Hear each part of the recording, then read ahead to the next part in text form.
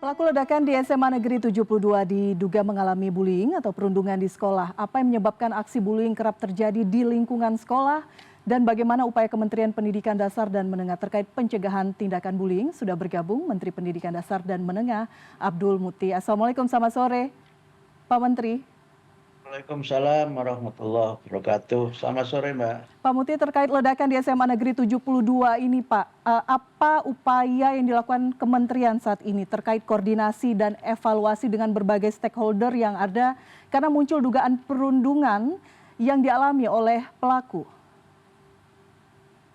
Ya, yang pertama kami menyampaikan keprihatinan yang mendalam atas terjadinya kasus ledakan di SMA Negeri 72 Jakarta, dan ini merupakan satu peringatan untuk kita semua termasuk Kementerian Dikdasmen untuk memberikan perhatian yang lebih serius terhadap pentingnya menciptakan lingkungan pendidikan, lingkungan sekolah yang aman dan nyaman serta menggembirakan bagi seluruh murid. Kami sudah melakukan berbagai upaya komunikasi dengan pihak sekolah dan juga sudah menyusun langkah-langkah. Yang pertama yang berkait dengan penanganan kasus secara spesifik di SMA Negeri 72 Jakarta, di mana kami membentuk tim psikososial yang memberikan konsultasi psikologis dan juga berbagai hal yang diperlukan untuk menumbuhkan rasa percaya diri dan juga membangun satu keyakinan bahwa permasalahan yang ada bisa diatasi dan kegiatan belajar mengajar dapat dilaksanakan sebagaimana mestinya.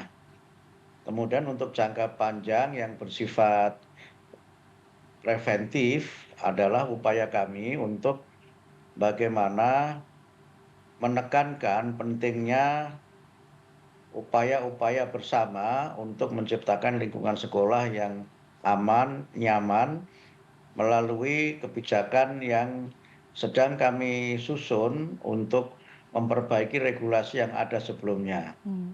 Sebelumnya sudah ada regulasi tahun 2023 tentang bagaimana menangani dan mencegah terjadinya kekerasan di sekolah, di lingkungan sekolah. Tapi memang kami merasa bahwa aturan yang ada itu perlu kami sempurnakan Apa saja Pak dengan yang berbagai disempurnakan Pak? pendekatan. Pertama, pendekatan yang lebih humanis, ya. Mhm. Pendekatan lebih humanis, komprehensif, dan partisipatif. Sehingga pendekatan yang ada selama ini kami pahami dari aturannya terlalu struktural Mhm. dan kurang melibatkan unsur-unsur yang ada di dalam lingkungan sekolah, termasuk di dalamnya adalah para pelajar itu sendiri. Kemudian yang kedua adalah upaya kita untuk memperkuat komunikasi dengan keluarga. Dan yang ketiga adalah, ini sudah ada di dalam peraturan menteri sebenarnya, penugasan guru untuk tidak hanya melaksanakan tugas mengajar, Mhm. tapi guru sebagai guru wali, Mhm. di mana semua guru, tidak terbatas guru BK, harus melaksanakan tugas ke-BK-an dalam pengertian yang lebih luas. Selama ini kan guru BK dikesankan sebatas menangani siswa-siswi yang bermasalah. Mhm. Tapi kami ingin untuk bagaimana peran BK itu dikaitkan langsung dengan upaya pendampingan terhadap para murid, baik secara akademik maupun non-akademik. Mhm. Ini ditugaskan untuk semua guru sebagai bagian dari pemenuhan tugas guru menurut Undang-Undang Guru dan Dosen, di Mhm. mana guru itu di antara 5 tugasnya, salah satunya adalah sebagai pembimbing.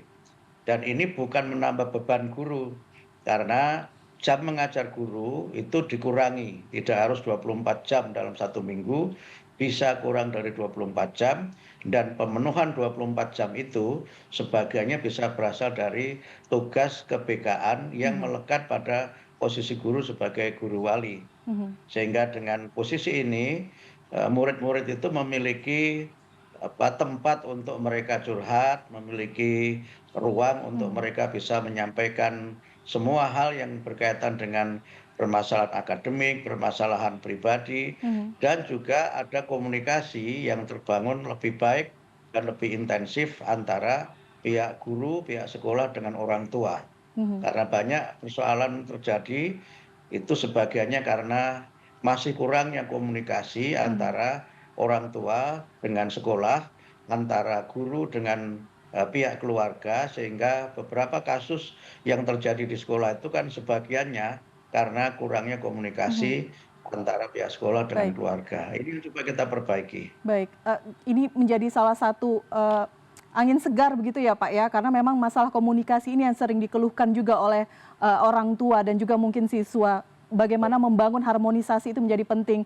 Nanti mekanismenya seperti apa Pak? Satu orang guru ini yang nanti juga menjadi wali begitu ya, membimbing siswa, akan memegang berapa siswa secara teknis apakah itu sudah diputuskan? Ini sudah ada di dalam rancangan peraturan menteri dan sudah kita hitung konversinya, Mbak. Mhm. Jadi tidak satu guru satu murid karena nanti tergantung dari rasio guru dan murid di masing-masing sekolah.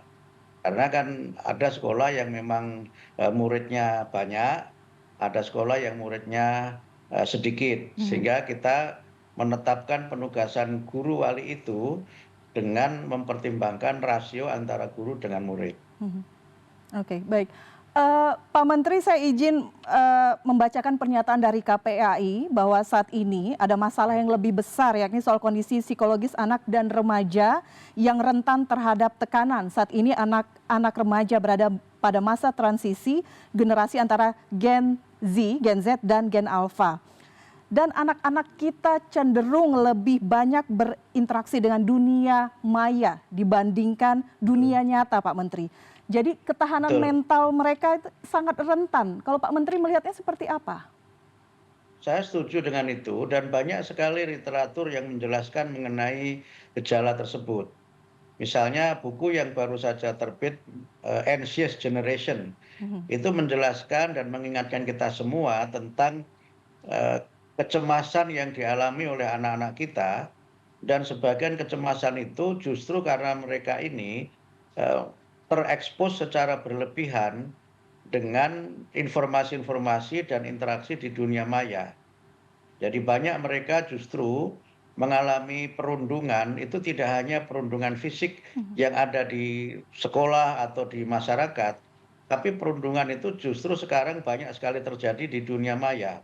Mhm. Dan banyak kekerasan fisik atau perundungan di dunia nyata itu juga dimulainya dari perundungan di dunia maya. Jadi misalnya beberapa kasus kekerasan yang melibatkan tawuran antar pelajar di sekolah misalnya, itu kan dimulainya dari eh, tantang menantangnya itu di media sosial dulu. Mhm. Mereka saling tantang menantang di situ, kemudian melakukan ya kekerasan yang kadang-kadang, mohon maaf, kekerasannya justru direkam. Kekerasannya direkam, kemudian disebarkan, dan itu kadang-kadang menjadi satu bentuk tren yang mereka merasa bahwa sebagai kelompok, saya ini sudah melakukan apa, semacam eee, pertarungan melawan kelompok lain dan kami menang dan seterusnya. Mhm. Nah, karena itu maka kami tentu saja mengajak semua pihak untuk memberikan perhatian terhadap penggunaan media sosial oleh anak-anak kita, khususnya para pelajar, yang memang mereka tidak memahami secara persis apa yang menjadi konsekuensi dari eh, penggunaan media sosial yang tidak sepenuhnya Mhm. positif itu. Bahkan juga ya ada juga kan indikasi yang bisa dilihat dari beberapa penelitian, sebagian pelaku kekerasan itu juga berasal dari proses meniru. Meniru dari beberapa tayangan informasi yang mereka tonton juga lewat berbagai media, termasuk terutama mohon maaf misalnya media-media di internet yang Mhm. kadang-kadang unsensor. Nah, inilah yang menurut saya perlu menjadi perhatian kita semuanya, termasuk ya para orang tua, kita semua, para guru, para Mhm. pemerhati pendidikan, dan masyarakat. Karena itu kami tadi menekankan, Mbak, pentingnya pendekatan partisipatif. Mhm. Ada ungkapan yang populer kan di Afrika itu kan, untuk mendidik satu orang anak itu diperlukan satu kampung. Artinya ini tidak bisa diserahkan sepenuhnya pada sekolah, Mhm. tidak bisa juga sepenuhnya diserahkan kepada orang tua, tapi juga harus ada pelibatan di masyarakat. Nah, banyak tindakan kekerasan itu terjadi di dalam lingkungan sekolah ketika jam istirahat, Mhm. di mana mereka di luar pantauan guru yang memang sedang beristirahat karena tugas mengajar. Atau di luar jam sekolah tapi masih pakai seragam. Ini kan juga banyak terjadi kan, seperti yang beberapa saat yang lalu Mhm. viral di salah satu daerah di Bekasi itu. Mhm. Dan ini yang menunjukkan betapa perhatian masyarakat itu juga penting. Di sekolah sudah diajari dengan baik, di rumah diajari dengan baik, tapi ternyata di masyarakat tidak ada keterlibatan masyarakat karena merasa misalnya, ah dia bukan anak saya, udah itu bukan urusan saya dan sebagainya.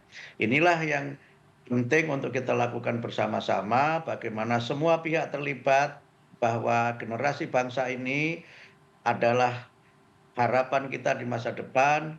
Mereka mungkin Mhm. bukan anak kandung kita secara biologis, tetapi mereka adalah anak kandung bangsa negeri ini yang harus kita berikan perhatian dan pendidikan secara bersama-sama dengan partisipasi semesta. Baik, jangan menunggu ada korban baru kemudian peduli begitu ya Pak Menteri, karena memang harus dicegah, antisipasi, partisipasi semua pihak itu penting. Pak Menteri, Betul. kemarin ada arahan presiden gitu yang disampaikan lewat Mensesnek. Ini terkait kekhawatiran game online. Ini yang mungkin dalam beberapa Betul. waktu, beberapa kali sudah disampaikan banyak pihak. Anda melihatnya seperti apa Pak Menteri? Itu juga yang pernah saya sampaikan ya pada Ya. saat-saat yang lalu, Mbak, ya, kalau masih ingat kan. Mhm. Misalnya ada game online yang saya sempat menyebut sebutlah namanya Roblox itu kan, saya mengusulkan supaya itu dibatasi atau bahkan mungkin bisa kita larang di negeri ini. Dan ada indikasi, mungkin nanti Pak Kapolri bisa memberikan penjelasan yang lebih akurat. Banyak perilaku yang cenderung kekerasan itu bermula dari eh, ini pengaruh dari game online itu dan tanpa mendahului hasil analisis dan temuan dari pihak kepolisian, si terduga pelaku ini kan juga terinspirasi melakukan kekerasan itu dari beberapa pelaku kekerasan sebelumnya kan, Mhm. yang dia melakukan tindakan, kriminal yang menyerang massa dalam jumlah besar, yang itu kemudian bisa jadi menginspirasi sang terduga pelaku ini untuk melakukan hal yang sama. Tapi pada konteks yang lainnya menurut saya memang kita sekali lagi perlu untuk lebih tegas lagi terhadap, penggunaan game online terutama yang, menyasar anak-anak, terutama mereka yang masih di tingkat SD, di tingkat SMP, bahkan juga di tingkat SMA. Mhm. Dan termasuk berbagai persoalan misalnya judi online yang juga sekarang banyak, merebak di kalangan sebagian dari pelajar kita itu juga karena, kita terlalu longgar menurut saya Mhm. terhadap regulasi mengenai, akses terhadap, game online itu. Mhm. Dan, kementerian Anda akan mendorong hal ini berkoordinasi dengan kementerian lainnya? Ya kami sudah menyampaikan itu ya, secara tidak langsung kami sudah menyampaikan, tapi kan otoritasnya ada pada kementerian lain. Mhm. Tapi saya kira kalau ada kesadaran publik seperti ini, tanpa mengurangi kebebasan dan hak masyarakat untuk mendapatkan informasi. Tapi saya kira regulasinya bisa kita siapkan, kan ada contoh dari negara maju, misalnya Australia misalnya, itu kan lebih tegas ya. Mhm. Mereka yang di bawah 16 tahun kan tidak boleh memiliki akun media sosial, bahkan juga tidak boleh menggunakan HP, kemudian juga bahkan negara-negara maju lain, negara-negara Skandinavia juga malah lebih lebih lebih protektif lagi terkait dengan Mhm. kebebasan, menggunakan, media dan kepemilikan device begitu, Mhm. atau gawai yang itu memang dalam banyak hal saya melihat lebih banyak, madorotnya daripada manfaatnya. Bahwa itu ada manfaatnya tidak bisa kita pungkiri, tetapi dalam realitasnya itu lebih banyak, madorotnya atau dampak negatifnya daripada dampak positifnya. Walaupun mungkin mereka tidak kemudian mengimitasi perilaku itu, tapi ketergantungan pada gawai itu adalah masalah mental yang serius, yang beberapa tahun yang lalu juga sudah diangkat oleh UNICEF sebagai salah satu masalah yang tidak bisa dipandang sederhana karena ketergantungan kepada gawai itu adalah salah satu dari beberapa persoalan psikologis bahkan persoalan mental yang dialami oleh generasi Z dan generasi yang lainnya di berbagai belahan dunia. Baik, Pak Menteri, terima kasih sekali lagi. Ini menjadi alarm apa yang terjadi di SMA Negeri 72. Kita berharap sekali lagi celah-celah yang ada bisa kemudian diantisipasi sehingga perilaku-perilaku seperti ini bisa dicegah di masa mendatang. Sekali lagi kita butuh anak-anak kita menjadi generasi yang luar biasa hebatnya dan terbebas dari perilaku seperti yang terjadi pada pekan lalu ini. Ini yang sekali lagi kita sesalkan. Terima kasih Pak Menteri sudah berbincang Terima bersama kasih. kami di CNN Indonesia Newsroom. Selamat sore. Terima Selamat kasih. Terima kasih. Ya, terima kasih.